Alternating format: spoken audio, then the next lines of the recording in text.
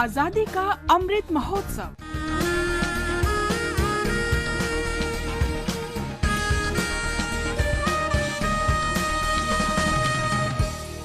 Azadi ka Safar with AIR News. Birth of a Nation. India's glorious freedom struggle is one of the greatest struggles the modern world has ever witnessed. AIR News brings you a glimpse of the struggle every day. Man needs salt as he needs air and water. This salt comes from the Indian Ocean. Let every Indian claim it as his right. On 6th April 1930, Mahatma Gandhi, after walking for 241 miles, defied the salt law by picking up a lump of salt at Dandi Village in Gujarat. Truth was once again on the march. Never was the wave of patriotism so powerful in the hearts of Indians as it was on this great occasion. The spark of Dandi March ignited the flames of the freedom movement and caused the idea of mass civil disobedience to spread like wildfire across the nation. Daily, Gandhi tramped about 10 miles.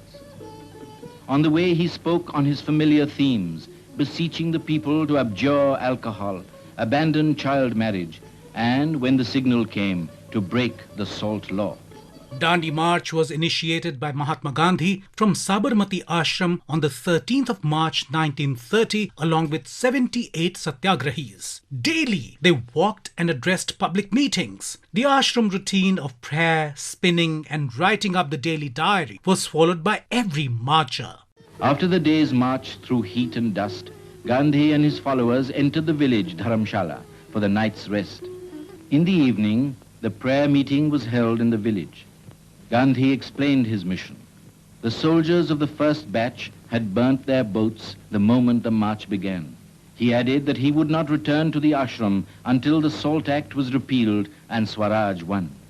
Next morning, the people of Aslali saw Gandhi stride away with his pilgrim band to the next stage in the journey to the sea. The long march of 241 miles finally ended on the 5th of April 1930. Along the way, Gandhiji and his companions had broken journey for the night at 22 places. Sarojni Naidu received Gandhi and his followers on the outskirts of the village.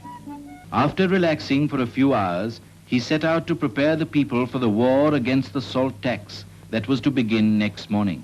On April the 6th, the atmosphere at Dandi was both tense and solemn. The day began with prayers and Gandhiji addressed the people. Those who fear the government will leave. Only those who are prepared for jail going and for receiving bullets should accompany me tomorrow morning. Gandhiji then nominated Shri Abbas Tyabji and after him Sarojni Naidu to lead the satyagraha if he was arrested. After prayers, Gandhiji with his followers took a bath in the sea. Then at 8:30 a.m. he defied the salt law by picking up a lump of salt. The entire nation rose against what Gandhiji described as Goonda Raj. Millions broke the salt law and courted imprisonment.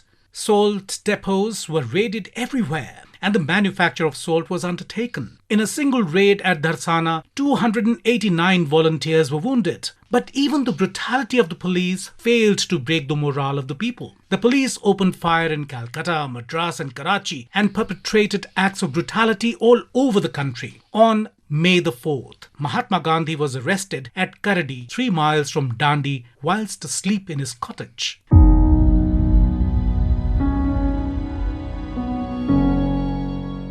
We also remember martyr Babuji Donsegir, a resident of Khandesh, Maharashtra, who died on the 6th of April 1858. Babuji was a soldier in the English East India Company Army in Khandesh, but left it during the First War of Indian Independence in 1857 and took part in fighting against the British on several occasions. He also offered financial assistance to his neighbours and encouraged them to join the independence movement. He was martyred on the 6th of April 1859 in the course of an engagement in Khandesh. We salute the great son of the soil.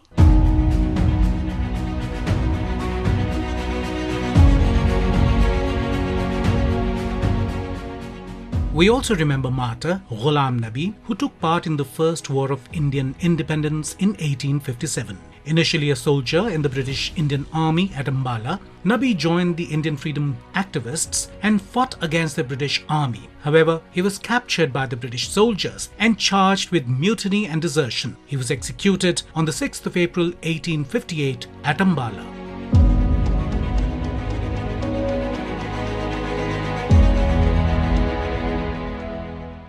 That brings us to the end of this episode of Azadi Ka Safar with AIR News. See you in the next episode tomorrow.